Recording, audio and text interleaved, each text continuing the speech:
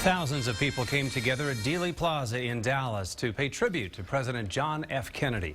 That, of course, is the site where he lost his life 50 years ago today. KXAN's Robert Hadlock watched the ceremony unfold in Dallas. It took 50 years for the city of Dallas to formally organize a tribute to John F. Kennedy. Despite today's terrible weather here in Dealey Plaza, thousands turned out to remember the legacy of our 35th president. Church bells tolled throughout Dallas as the city seeks to lift the weight of a heavy burden that's been carried for a half-century.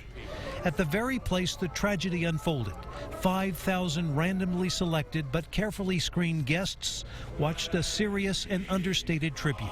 We ask, therefore, that we may be worthy of our power and our responsibility.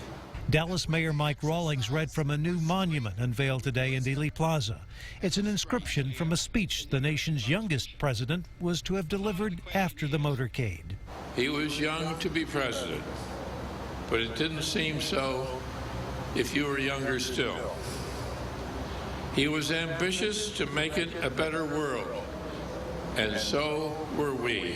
I remember so much hope had been vested in this president. Native Austinite and former Dallas Mayor Ron Kirk told me this is a big day for Dallas and the country. Having been a kid in Austin, I think I was in the 4th grade at that time, I remember just the extraordinary fear and anxiety and pain of my teachers and my mother and others because, you know, we were still in segregation. The prayer today in Dallas is for Americans to learn from our mistakes. And as we go forth, grant that we may not be centered on where we have been or on what we have done, but on where we're going and what is possible by your grace. With today's ceremonies, the city of Dallas hopes to forever erase the legacy of a city of hate.